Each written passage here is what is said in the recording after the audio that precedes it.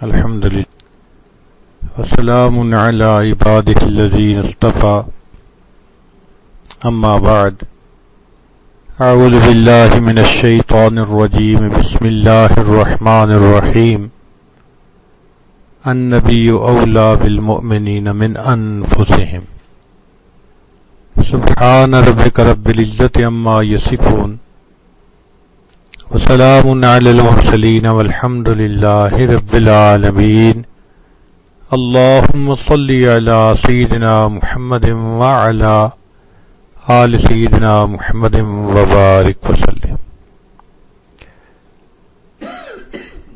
دنیا میں دو شہر ہیں جن کو اللہ نے امتیازی شان عطا فرمائی، ایک مکہ مکرمہ، ایک مدینہ منورہ۔ دونوں انوارات سے، تجلیات سے بھرے ہوئے شہر ہیں۔ مکہ مکرمہ کو اللہ کے خلیل نے بسایا اور مدینہ طیبہ کو اللہ کے پیارے حبیب صلی اللہ علیہ وسلم نے آباد فرمایا۔ مکہ مکرمہ سے دین کی ابتدا ہوئی، مدینہ طیبہ پہ دین کی انتہا ہوئی۔ مکہ مکرمہ میں نبی علیہ الصلوۃ والسلام کے اجداد مدفون اور مدینہ طیبہ میں اللہ کے پیارے حبیب صلی اللہ علیہ وسلم خود مدفون۔ دونوں شہر نبی ہیں، دونوں میں ہر وقت انوارات کی بارش ہے۔ بمکہ بینی از توحید نورے، بیسرب از حبیب اللہ ظہورے، گریں دو شہر ایماں را ندیدے، جدیدی گردرین دنیا رسیدے۔ اے دوست، اگر تم نے اپنی زندگی میں ان دو شہروں کو نہیں دیکھا تو دنیا میں آ کے تم نے بھلا دیکھا ہی کیا ہے۔ اللہ کے محبوب صلی اللہ علیہ وسلم محبوب کل جہاں ہیں۔ اللہ تعالیٰ کے تو محبوب ہیں ہی، پورے جہان کے محبوب۔ ذرا غور کریں کہ دنیا میں جو مخلوقات ہیں ان کو چار طرح سے تقسیم کیا گیا: جمادات، نباتات، حیوانات اور انسان، چاروں کے محبوب۔ جمادات کہتے ہیں پہاڑوں کو، پتھروں کو۔ نبی علیہ السلام ان کے بھی محبوب۔ چنانچہ اللہ کے محبوب صلی اللہ علیہ وسلم کے ہاتھ میں کنکریاں تھیں جنہوں نے کلمہ پڑھا، تو کنکریوں کا کلمہ پڑھنا اس بات کی دلیل ہے۔ سیدنا صدیق اکبر کے گھر میں دو پتھر تھے، ایک کا نام تھا متکلم اور ایک کا نام تھا متقی۔ متکلم اس لیے اس کو کہتے تھے کہ نبی علیہ السلام جب بھی تشریف لاتے تھے تو متکلم سلام کرتا تھا، اور متقی اس کو کہتے تھے کہ نبی علیہ السلام جب تشریف فرما ہوتے تھے تو لیفٹ سائیڈ اس کے اوپر تکیہ لگاتے تھے، ٹیک لگاتے تھے، تو اس کا نام متقی پڑ گیا تھا۔ پتھر بھی اللہ کے محبوب صلی اللہ علیہ وسلم سے محبت۔ اب اس کی دلیل مانگنی ہو تو نبی علیہ السلام جب حجۃ الوداع سے واپس تشریف لائے اور جبل احد پر نظر پڑی تو فرمایا احد جبل یحبنا ونحبہ، احد پہاڑ ہم سے محبت کرتا ہے، ہم احد پہاڑ سے محبت کرتے ہیں۔ تو جمادات کے بھی محبوب۔ پھر اس کے بعد نباتات۔ نباتات کہتے ہیں شجر، درخت وغیرہ۔ چنانچہ حدیث مبارکہ میں آیا کہ اللہ کے محبوب صلی اللہ علیہ وسلم جس راستے سے چلتے تھے درختوں کی شاخیں جھک جاتی تھیں، درخت سلام کرتے تھے، اور اگر اللہ کے محبوب صلی اللہ علیہ وسلم نے کہیں قضائے حاجت سے فارغ ہونا ہوتا تھا تو درخت اس جگہ پر ایک جھنڈ بنا دیتے تھے۔ درختوں کے بھی محبوب۔ اور دلیل پوچھنی ہو تو مشہور روایت ہے کہ نبی علیہ الصلوۃ والسلام نے شروع میں جب جمعے کا خطبہ دینا شروع فرمایا تو ایک کھجور کا تنا تھا جس کو استوانِ حنانہ کہتے ہیں، اس کے ساتھ ٹیک لگا کر خطبہ دیا کرتے تھے۔ پھر حضرت تمیم داری رضی اللہ عنہ جب اسلام لائے تو انہوں نے ممبر بنا کر خدمت میں پیش کیا۔ تو نبی علیہ السلام جب ممبر پر چڑھے تو صحابہ کرام کہتے ہیں کہ ہمیں چھوٹے بچے کے رونے کی سی آواز آئی، ہم حیران تھے کہ بچہ کیسے رو رہا ہے۔ اللہ کے محبوب صلی اللہ علیہ وسلم ممبر سے نیچے تشریف لائے اور آپ نے آ کر کھجور کے خشک تنے پر ہاتھ رکھا، پھر پتہ چلا کہ وہ خشک تنا آپ کی جدائی میں رو رہا تھا۔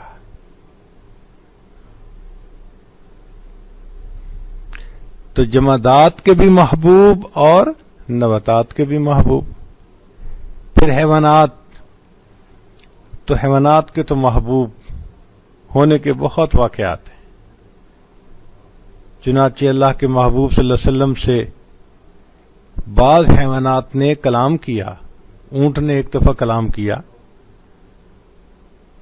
ہرنی نے کلام کیا، بہت سارے ایسے واقعات ہیں۔ تاہم کتابوں میں یہ واقعہ لکھا ہے کہ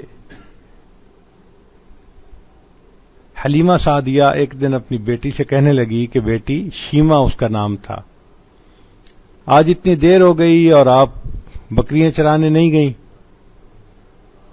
تو وہ کہنے لگی کہ امی میں اکیلی ہوں، بکریاں زیادہ ہیں، دھوپ کی وجہ سے میں بھاگ بھاگ کے تھک جاتی ہوں، مجھ سے یہ بکریاں کنٹرول نہیں ہوتی، مجھے کوئی ہیلپ چاہیے۔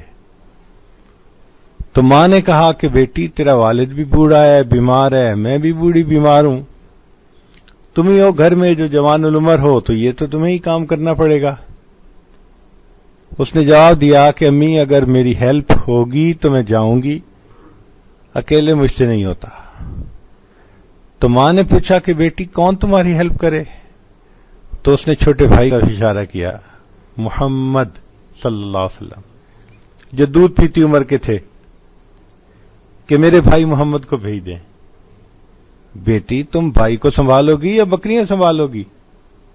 امی اگر ان کو بھیجیں گی تو بکریاں سنبھال لوں گی، نہیں بھیجیں گی تو بکریاں مجھ سے نہیں سنبھلیں گی۔ تو ماں کو بات سمجھ نہ آئی، اس نے کہا بیٹی تم کہنا کیا چاہتی ہو؟ تو بیٹی نے کہا کہ امی ایک مرتبہ میں بھائی کو لے کر چلی گئی تھی، میں نے اس دن 3 انوکھی باتیں دیکھیں۔ پہلی بات کہ میں جہاں بھی گئی میرے سر پہ ایک بادل نے سایہ کیے رکھا، مجھے اس دن دھوپ برداشت نہیں کرنی پڑی۔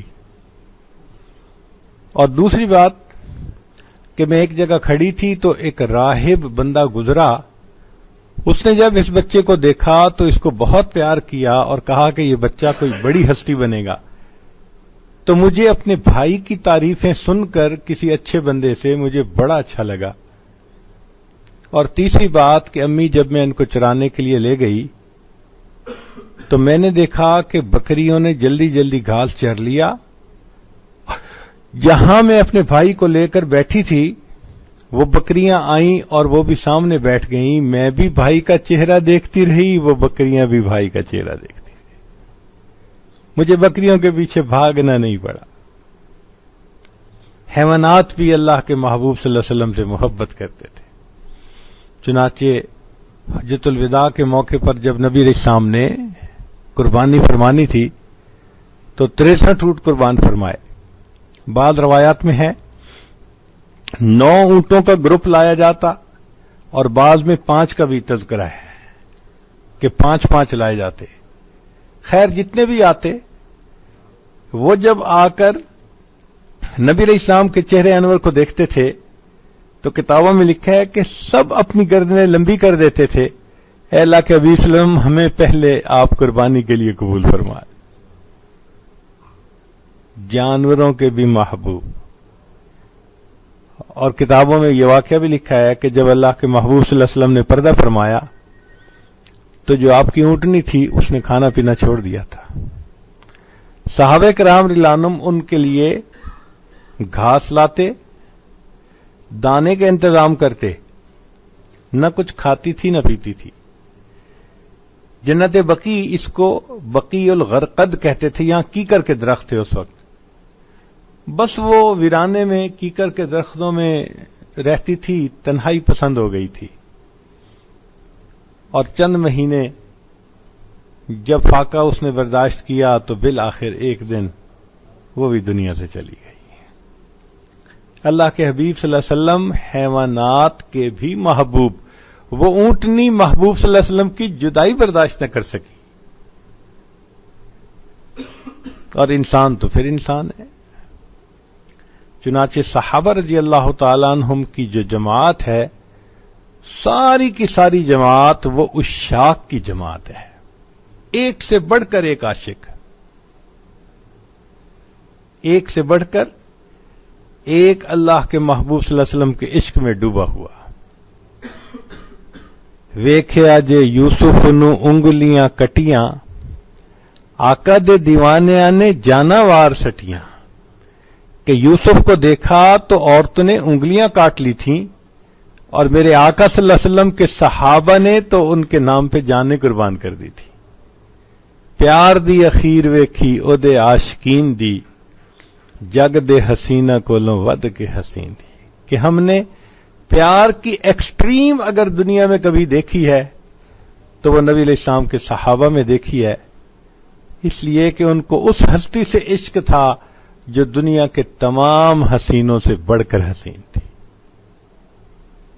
ان ہستیوں میں سیدنا صدیق اکبر رضی اللہ تعالیٰ عنہ عشق و محبت میں بازی لے گئے۔ چنانچہ ایک مرتبہ نبی علیہ السلام نے فرمایا، حبب الی من دنیاکم ثلاث، تمہاری دنیا سے مجھے تین چیزیں اچھی لگتی ہیں، پیاری ہیں۔ ایک فرمایا خوشبو، دوسرا بیوی، اور تیسرا میری آنکھوں کی ٹھنڈک نماز میں ہے۔ یعنی خوشبو، بیوی اور نماز، یہ تین چیزیں دنیا میں مجھے اچھی لگتی ہیں۔ یہ سننا تھا کہ صدیق اکبر عنہ کھڑے ہو گئے، اے اللہ کے حبیب صلی اللہ علیہ وسلم مجھے بھی دنیا میں سے تین ہی چیزیں پسند ہیں۔ ابو بکر کون کون سی؟ اے اللہ کے حبیب صلی اللہ علیہ وسلم آپ کے چہرے انور کو دیکھتے رہنا۔ یہ بات کون کر سکتا ہے؟ جو عاشق ہوتا ہے۔ آپ کے چہرے انور کو دیکھتے رہنا، اور دوسرا اپنا مال آپ کی ذات پر خرچ کر دینا، اور تیسرا کہ میری بیٹی آپ کے نکاح میں ہے، اپنی بیٹی کو بھی پیش کر دینا۔ یہ عشق کی انتہا تھی سیدنا صدیق اکبر رضی اللہ تعالیٰ عنہ کے دل میں۔ چنانچہ جب نبی علیہ السلام نے ہجرت کا ارادہ فرمایا تو آپ صلی اللہ علیہ وسلم اپنے گھر مبارک سے ابو بکر صدیق عنہ کے گھر آئے، ان کو ساتھ لینا تھا۔ ابھی دروازہ کھٹکھٹایا بھی نہیں تھا کہ یعنی تھوڑی سی آہٹ سے ابو بکر صدیق عنہ نے دروازہ کھول دیا۔ تو نبی علیہ السلام نے پوچھا، ابو بکر تم جاگ رہے تھے یا میرے آنے پہ جاگے؟ عرض کیا، اے اللہ کے حبیب صلی اللہ علیہ وسلم کچھ دنوں سے مجھے اندازہ تھا کہ آپ صلی اللہ علیہ وسلم کو ہجرت کا حکم ہوگا، اور یہ بھی توقع تھی کہ جب حکم ہوگا تو آپ اس عاجز کو خادم سفر قبول فرمائیں گے۔ جس دن سے ابو بکر کو یہ خیال آیا، ابو بکر نے رات کا سونا چھوڑ دیا، ایسا نہ ہو آپ تشریف لائیں، میرے دروازے پر آپ کو انتظار میں رکنا پڑے۔ کیا محبت تھی ابو بکر صدیق عنہ کے دل میں۔ پھر وہاں سے ہجرت کے لیے چلے تو گھر کے سارے لوگوں کو خدمت پر مامور کر دیا۔ ذرا غور کیجئے، خود سفر میں ساتھ ہیں، بیوی کو کہا کہ ہمارے لیے کھانا بنانا، اور بیٹی اسما چونکہ چھوٹی عمر کی ہے، کسی کو شک بھی نہیں ہوگا، اس کے ذریعے سے ہمیں کھانا پہنچا دینا۔ عبد الرحمن جو بیٹا تھا اس سے کہا کہ بیٹا سارا دن مکہ مکرمہ کے جو قریش کے سردار ہیں ان کی باتیں سننا، رات کے اندھیرے میں آ کے ہمیں اطلاع دے دینا۔ اپنے غلام فہیرہ سے کہا کہ تم بکریاں چرانے کے بہانے اس طرف آنا اور ہمیں دودھ پلا دینا۔ خود بھی خدمت میں مصروف، بیوی بھی مصروف، بیٹی بھی مصروف، بیٹا بھی مصروف، اور غلام بھی مصروف۔ یہ ہوئی نا خدمت۔ سب کو خدمت پر لگا دیا. یہ محبت تھی. چنانچہ جب غار ثور میں جانے لگے تو عرض کیا اللہ کے حبیب صلی اللہ علیہ وسلم آپ تھوڑا سا توقف فرمائیں, یہاں میں ذرا اندر جا کر دیکھ لوں, کوئی نقصان دینے والا کیڑا نہ ہو, کوئی ایسی چیز نہ ہو. اندر صفائی کر دی. چند سوراخ تھے, ان کو چھوٹے پتھروں سے بند کر دیا. ایک سوراخ بند کرنے کے لیے پتھر نہیں تھا اندر. سوچا اس کو تو میں جب بیٹھوں گا تو اپنے پاؤں سے ہی بند کر دوں گا. پھر بیٹھ کے محبوب صلی اللہ علیہ وسلم کی خدمت میں عرض کیا, اے اللہ کے حبیب صلی اللہ علیہ وسلم خادم کی گود حاضر ہے, تشریف لے آئیے. نبی علیہ السلام رات جاگنے کی وجہ سے چونکہ بہت تھکے ہوئے تھے, نیند بھی تھی, تو آپ صلی اللہ علیہ وسلم گود میں سر رکھ کے سو گئے. ابو بکر صدیق لانو وہ خوش نصیب انسان ہے کہ تنہائی ہے, ان کی گود میں محبوب صلی اللہ علیہ وسلم کا منور چہرہ ہے, اور ابو بکر صدیق لانو اس کے دیدار سے مشرف ہو رہے ہیں. آج عاشق کہتے ہیں ہم ہی ہم ہوں, تیری محفل میں کوئی اور نہ ہو. یہ بات ابو بکر صدیق کو نصیب ہو گئی. دن کی روشنی ہے, رات کا اندھیرا ہے, ابو بکر کی گود ہے, محبوب کا چہرہ ہے. اللہ اکبر کبیرہ. وہ کیسا منظر ہوگا کہ جب محبوب خدا صدیق اکبر عنہ کی گود میں سر رکھ کے آرام کر رہے ہوں گے اور وہ صدیق ان کے چہرے کو دیکھ رہے ہوں گے اتنا قریب سے.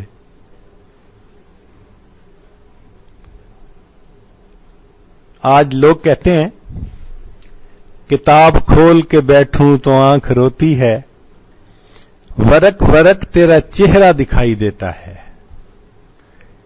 کہ میں جب کتاب کھول کے بیٹھتا ہوں تو کتاب کا ہر ورق چہرہ نظر آتا ہے, اور وہ صدیق لانو کا معاملہ دیکھو کہ ان کی کتاب کی مانند ہے اور ان کے گود میں محبوب کا مبارک چہرہ موجود ہے. اللہ اکبر کبیرہ. عطا اللہ شاہ صاحب بخاری رحمۃ اللہ فرمایا کرتے تھے کہ ابو بکر صدیق رضی اللہ عنہ جب میں تخیل کی آنکھ سے دیکھتا ہوں اس منظر کو کہ آپ نبی علیہ السلام کی معیت میں غار ثور کے اندر ہیں, تو مجھے یوں لگتا ہے کہ آپ کی گود ایک رحل کی مانند ہے اور اللہ کے محبوب صلی اللہ علیہ وسلم کا چہرہ انور وہ اللہ کے قرآن کی مانند ہے, اور ابو بکر آپ مجھے قاری نظر آتے ہیں بیٹھے اس قرآن کی تلاوت کر رہے ہیں.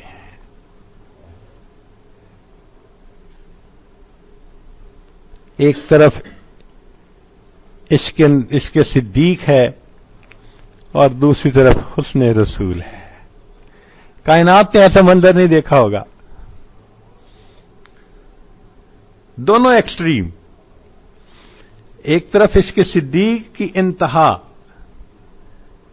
سبحان اللہ. نبی علیہ السلام نے ہجرت فرمانی تھی تو اللہ تعالی نے حضرت علی اللہ عنہ کو چنا. چنانچہ نبی علیہ الصلوۃ والسلام نے لوگوں کی امانتیں ان کے حوالے کیں اور فرمایا کہ میرے بستر پہ سو جاؤ, دن ہو جائے تو لوگوں کی امانتیں ان کو دے کر تم بھی آ جانا.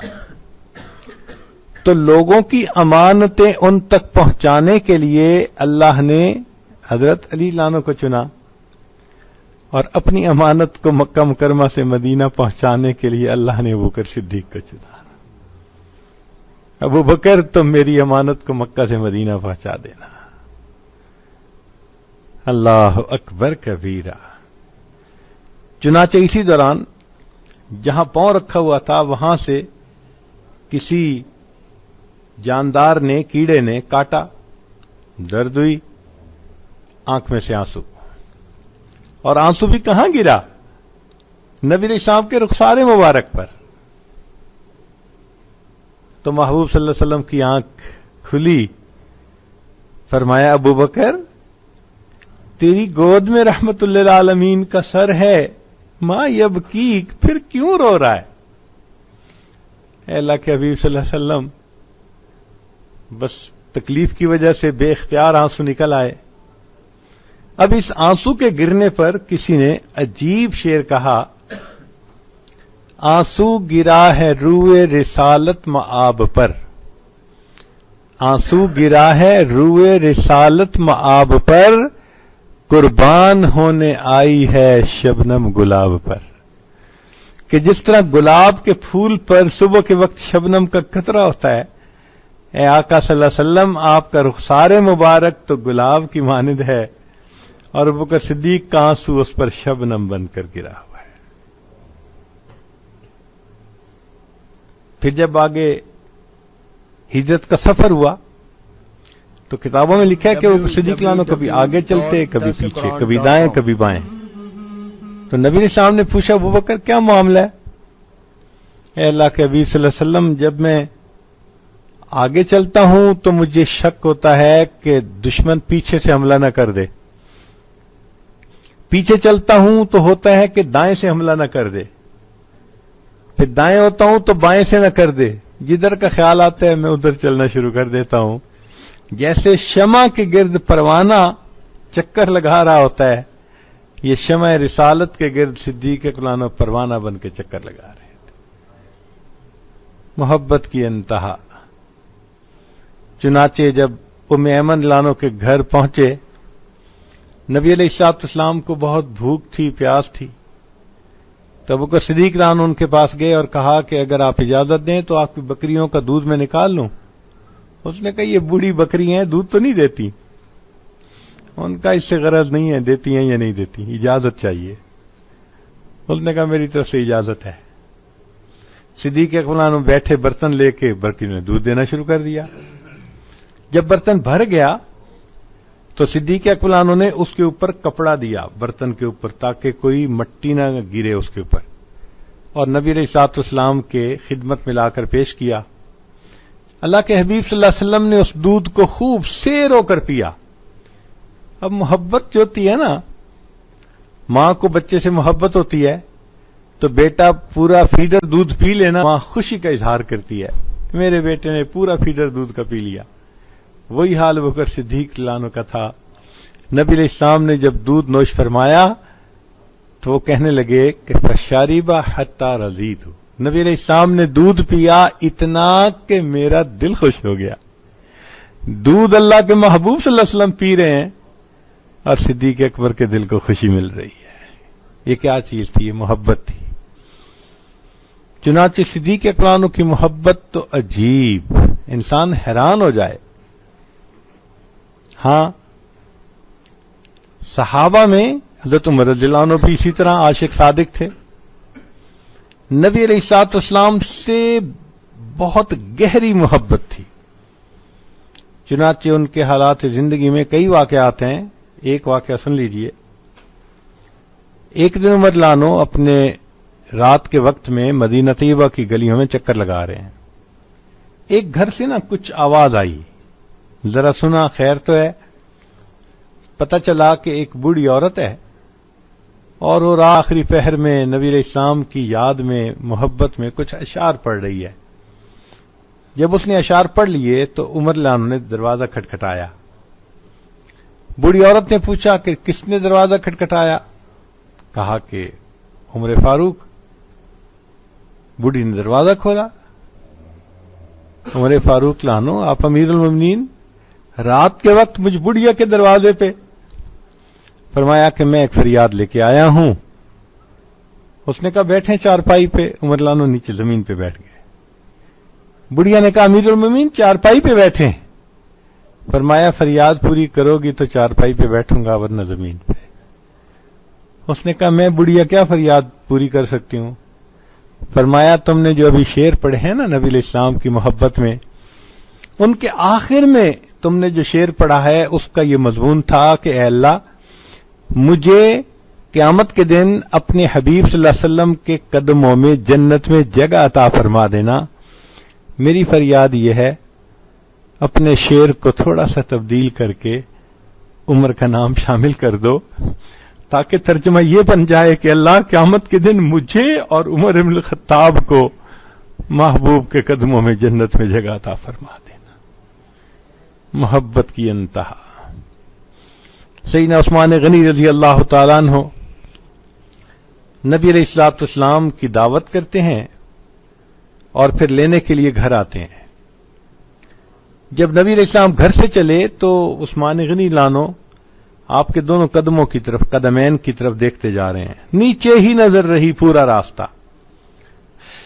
باقی صحابہ بھی حیران کہ آج عثمان کے اوپر کیا کیفیت ہے. نبی السلام کی خدمت میں بتا دیا تو محبوب صلی اللہ علیہ وسلم نے پوچھا عثمان کیا معاملہ؟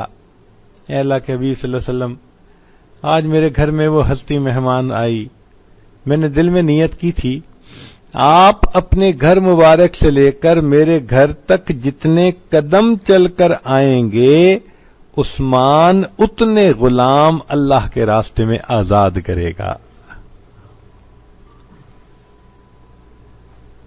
باقی صحابہ ان کے بھی عشق و محبت کا عجیب عالم تھا. ان میں ایک صحابی تھے حضرت بلال رضی اللہ عنہ، ماشاءاللہ ان کا بھی اپنا رنگ تھا. علامہ اقبال نے ان کے بارے میں بہت خوبصورت اشعار لکھے ہیں.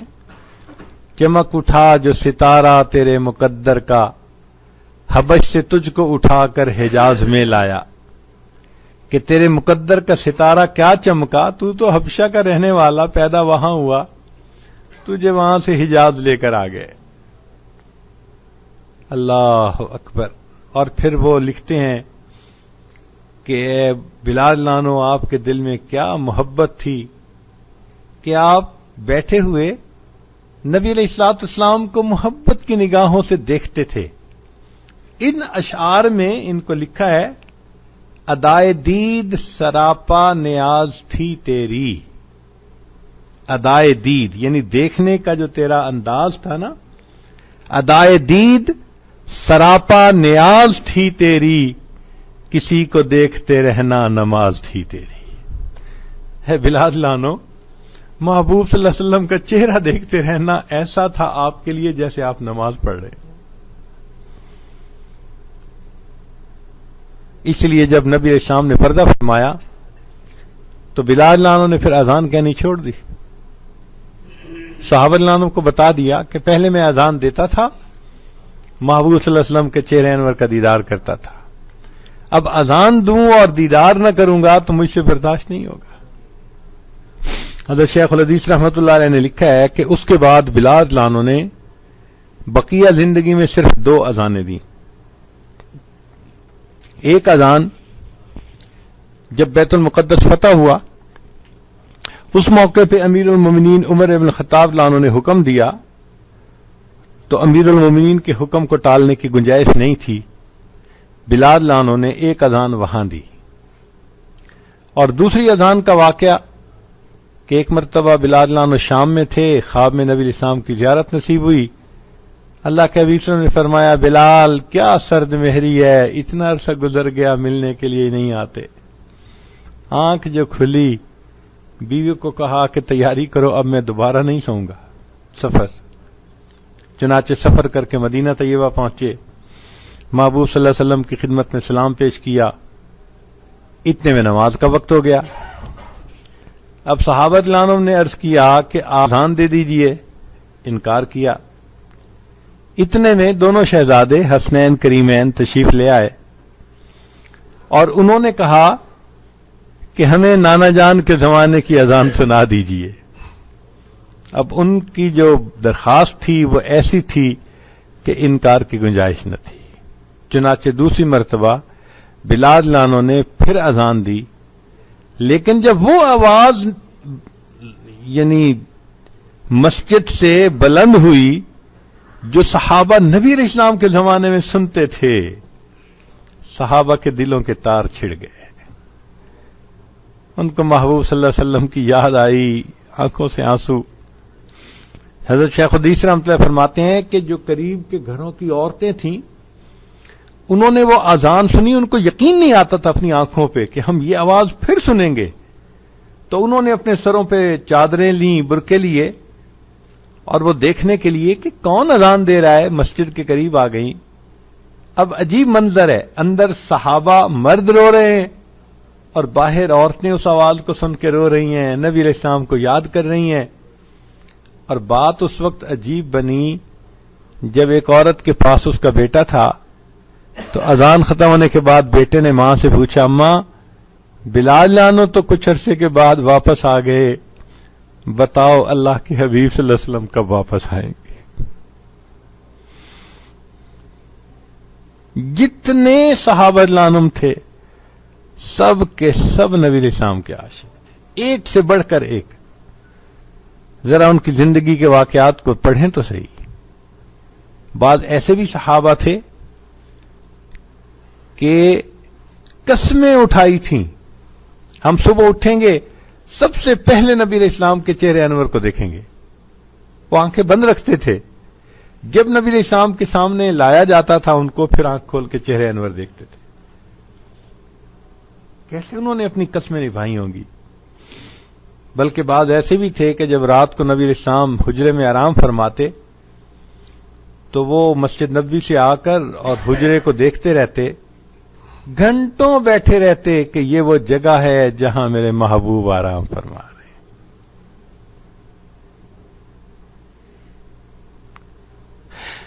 اللہ اکبر کبیرہ. یہ عشق تھا، یہ محبت تھی صحابہ رضوان عنہم کے دلوں میں. کیا مرد، کیا عورت، بچے، بوڑھے، ہر بندے کے دل میں نبی علیہ السلام کے ساتھ ایسی محبت تھی. چنانچہ احد کے میدان میں جب یہ خبر اڑی کہ نبی علیہ السلام شہید ہو گئے تو یہ خبر مدینہ پہنچی. ایک انصاریہ صحابی کہتی ہیں کہ نہیں، جب تک میں خود ویریفیکیشن نہیں کر لوں گی میں نہیں مانوں گی. چنانچہ اپنی اونٹنی پہ سوار ہوئی اور احد پہاڑ کی طرف بڑھی. راستے میں ایک صحابی ملے تو وہ پوچھتی ہیں، ما بال محمد صلی اللہ علیہ وسلم کا کیا حال ہے، کیا خبر ان کی؟ وہ کہتے ہیں کہ مجھے تو معلوم نہیں، البتہ میں نے دیکھا کہ تمہارا بیٹا فلاں جگہ شہید ہوا پڑا ہے. ماں کو اگر بیٹے کی شہادت کا پتہ چلے تو اس کے دل پر کیا کیفیت ہوتی ہے؟ وہ ٹس سے مس نہیں ہوتی، آگے بڑھتی ہے.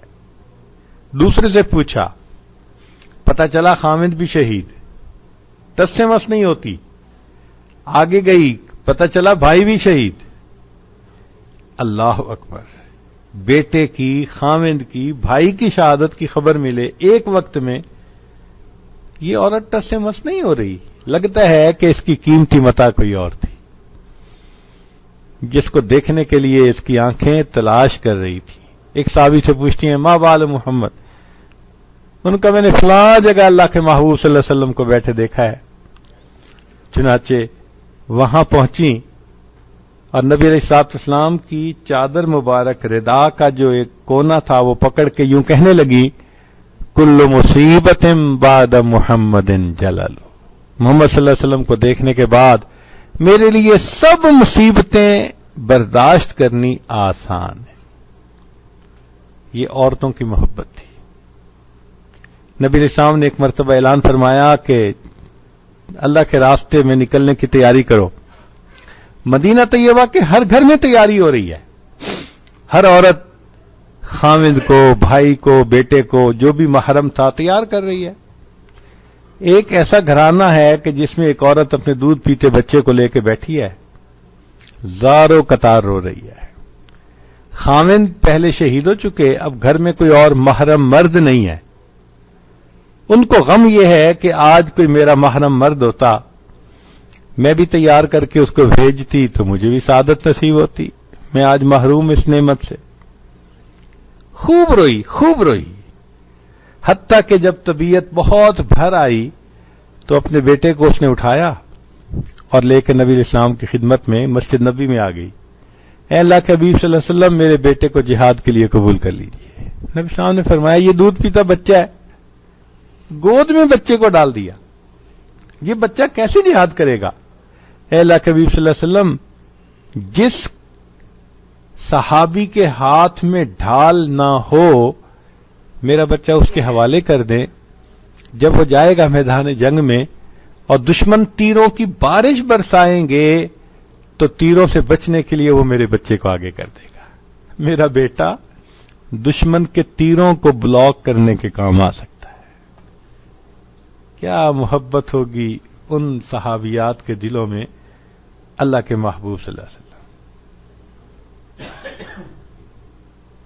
جوانوں کے دل میں اللہ کے محبوب صلی اللہ علیہ وسلم کی محبت. چنانچہ مشہور روایت ہے کہ احد کے میدان میں ایک صحابی تھے جو بہت زخمی تھے. تو ان کے کسی قریبی نے دیکھا تو پوچھا کہ بھائی تمہاری کوئی تمنا؟ کہا کہ اگر محبوب صلی اللہ علیہ وسلم کا ایک دفعہ دیدار جائے. انہوں کا بہت اچھا، خون میں لت پت ہیں. انہوں نے اٹھا لیا کندھے پہ، اور نبی علیہ السلام جہاں ایک پتھر کے اوپر تشریف فرما تھے، نیچے پاؤں مبارک لٹکے ہوئے تھے، تو وہاں جا کے انہوں نے اس کو کھڑا کیا اور اس کو کہا کہ دیکھو اللہ کے نبی صلی اللہ علیہ وسلم سامنے ہیں. بس ایک مرتبہ نگاہ کھولی انہوں نے اور محبوب صلی اللہ علیہ وسلم کا دیدار کیا. وہیں پر گرے، جان آفرین کے سپرد کر دی. دنیا کو دکھا دیا آقا تیری معراج کہ تو لوح قلم تک پہنچا، میری معراج کہ میں تیرے قدم تک پہنچا. تیری معراج کہ تو لوح قلم تک پہنچا، میری معراج کہ میں تیرے قدم تک پہنچا. عورتوں کے دل میں محبت، جوانوں کے دل میں محبت، بوڑھوں کے دل میں محبت. چنانچہ ایک بوڑھے صحابی تھے، مسجد نبی میں آتے اور خاموش بیٹھ کے نبی علیہ السلام کا چہرہ انور دیکھتے رہتے. مجلس ختم ہوتی اٹھ کے چلے جاتے. ایک دن نبی علیہ السلام نے بلایا کہ بھئی آپ کوئی بات نہیں پوچھتے، سوال نہیں پوچھتے، پابندی سے آتے ہیں چلے جاتے ہیں. اے اللہ کے نبی وسلم جب میں گھر میں ہوتا ہوں مجھے آپ کی یاد تڑپاتی ہے، میں آپ کے چہرے انور کا دیدار کرنے کی نیت سے حاضر ہوتا ہوں. لوگ سوال پوچھتے رہتے ہیں، میں چہرے انور کو دیکھتا رہتا ہوں. مجلس ختم ہوتی ہے میں واپس چلا جاتا ہوں. اللہ اکبر کبیرہ. بچوں کے دل میں نبی علیہ الصلوۃ والسلام کی محبت. بدر کا میدان، عبد الرحمن لان ایک صحابی ہیں، وہ کہتے ہیں کہ میں نے اپنے دائیں بائیں دیکھا تو ایک طرف تو ایک جوان آدمی تھا تو مجھے فیل ہوا کہ ادھر سے مجھے سپورٹ ملے گی، اور دوسری طرف دیکھا تو دو چھوٹے چھوٹے بچے تھے جن کے قد تلوار سے چھوٹے تھے. میں نے ان کی طرف دیکھا، انہوں نے میری طرف دیکھا، قریب آ کے کہنے لگے انکل آپ ابو جہل کو پہچانتے ہیں؟ میں نے کہا کیوں؟ کہنے لگے ہم نے سنا ہے ہمارے آقا صلی اللہ علیہ وسلم کی شان میں گستاخی کرتا ہے، نیت کر کے آئے ہیں یا ہم گھر واپس نہیں جائیں گے یا وہ گھر واپس نہیں جائے گا. چھوٹے بچوں کے دل میں محبت کا یہ عالم، معاذ اور معوذ کے دل میں، چھوٹی بچیوں کے دل میں اللہ کے نبی صلی اللہ علیہ وسلم کے ساتھ محبت.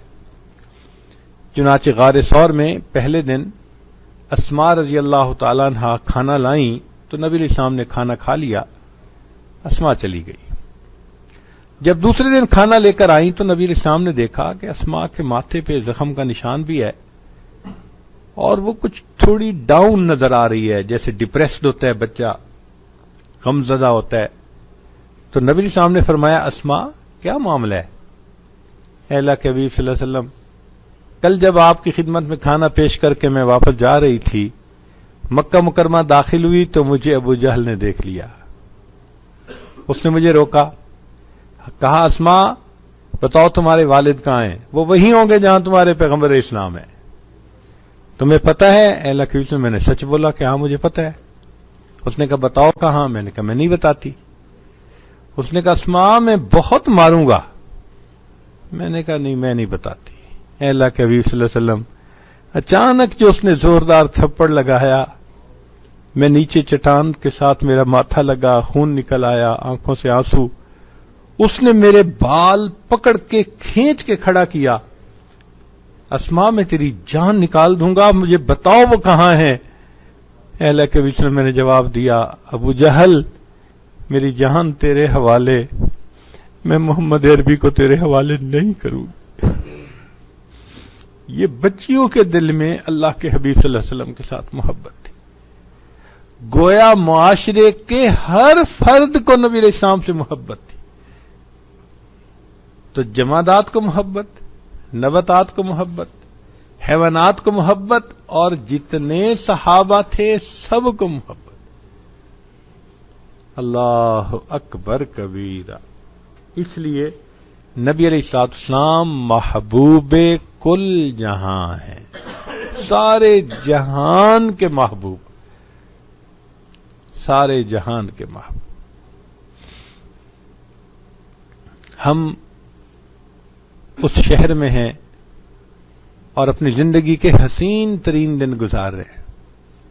اس شہر ایسی نور کی بارش ہوتی ہے کہ ایک لمحہ ایک فاسق کو ولی بنانے کی استطاعت رکھتا ہے. ایک لمحہ ایک فاسق کو ولایت کے درجات تک پہنچانے کی کیپیبلٹی رکھتا ہے. اللہ نے ہمیں موقع دیا. یہاں وہ گلیاں ہوں گی جہاں اللہ کے محبوب صلی اللہ علیہ وسلم چلا کرتے تھے. کبھی جمعہ مسجد میں نماز پڑھی، کبھی قباء میں نماز پڑھی، کبھی مسجد نبوی میں نماز پڑھی. قدم قدم پہ یادیں ہیں. ذرا تصور کی آنکھ سے دیکھنے کی ضرورت ہے، سوچنے کی ضرورت ہے.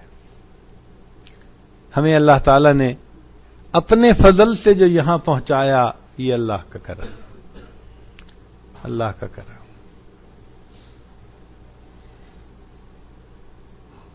چنانچہ سید نفیس شاہ صاحب رحمۃ اللہ علیہ فرماتے ہیں، شکر ہے تیرا خدایا میں تو اس قابل نہ تھا، تو نے اپنے گھر بلایا میں تو اس قابل نہ تھا. تیری رحمت تیری شفقت سے ہوا مجھ کو نصیب، گنبد خضرا کا سایہ میں تو اس قابل نہ تھا. بارگاہ سید الکونین میں آ کر نفیس، سوچتا ہوں کیسے آیا میں تو اس قابل نہ تھا.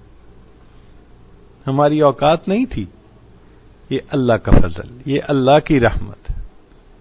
نبی صاحب نے فرمایا، من زار قبری وجبت لہ شفاعتی، جس نے میری قبر کی زیارت کی اس پر میری شفاعت واجب ہوگی. اور محدثین نے لکھا ہے کہ شفاعت صرف ایمان والوں کی ہوگی قیامت کے دن. اس کا مطلب یہ کہ جس کو زیارت کا شرف حاصل ہو گیا اس کے لیے خوشخبری ہے، اللہ اس کو حفاظت ایمان کے ساتھ کلمے کی موت عطا فرمائے، تبھی تو شفاعت نصیب ہوگی. تو سوچئے یہ اللہ کا کتنا بڑا کرم اور کتنا بڑا احسان ہے کہ اللہ رب العزت نے یہاں آنے کی توفیق عطا فرمائے. نبی علیہ الصلوۃ والسلام ایک مرتبہ دعا مانگ رہے ہیں، اللہ میرے احبا سے مجھے جلدی ملا دینا، چاہنے والوں سے، لور سے. ثوبان رضی اللہ عنہ ایک صحابی ہیں، وہ سنتے ہیں یہ دعا، حیران ہوتے ہیں. جب محبوب صلی اللہ علیہ وسلم نے دعا ختم کی تو آ کر پوچھا، اے اللہ کے حبیب صلی اللہ علیہ وسلم، ہم آپ کے غلام بے نام آپ کی خدمت میں حاضر ہیں، آپ کن کے لیے دعا مانگتے ہیں کہ مجھے ان سے جلدی ملا دینا؟ نبی علیہ السلام نے فرمایا، ثوبان تم ٹھیک کہتے ہو، تم نے جبریل علیہ السلام کو اترتے دیکھا، قرآن کو اترتے دیکھا، میرے چہرے انور کو دیکھا، تمہارا ایمان بڑا قیمتی ہے. مگر اے ثوبان، قرب قیامت میں کچھ ایسے بھی لوگ آئیں گے جنہوں نے مجھے دیکھا تو نہیں ہوگا، اپنے علماء سے انہوں نے میرے تذکرے سنے ہوں گے، اور صرف تذکرہ سن کر ان کے دل میں میری ایسی محبت آئے گی کہ اگر ان کو اختیار دیا جاتا کہ وہ اپنی اولادوں کو بیچ کر میرا دیدار کر لیتے تو ثوبان وہ یہ بھی کر گزرتے. میں ان کے لیے اداس ہوں اور دعا کر رہا ہوں، اللہ مجھے ان احبا سے جلدی ملا دینا. آج کے زمانے میں جس کے دل میں نبی علیہ الصلوۃ والسلام کی سچی محبت ہو، جس کا جسم سنت نبوی سے سجا ہوا ہو، ایسا کہ اگر ملک الموت آئیں، اعضاء کو ٹٹولیں تو سنت نبوی سے سجا ہوا پائیں، دماغ کو ٹٹولیں تو علم نبوی سے بھرا ہوا پائیں، اور اگر دل کو ٹٹولیں تو عشق نبوی سے بھرا ہوا پائیں.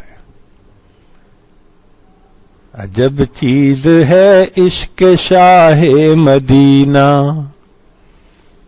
عجب چیز ہے عشق شاہ مدینہ، یہی تو ہے عشق حقیقی کا زینہ، ہے معمور اس عشق سے جس کا سینہ، اسی کا ہے مرنا اسی کا ہے جینا۔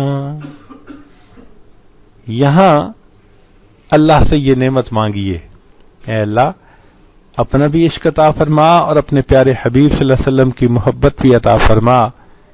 یہ محبت انسان کو دنیا میں اور آخرت میں سعادت مند بناتی ہے۔ دنیا اور آخرت کی سعادتیں اسی سے ملتی ہیں۔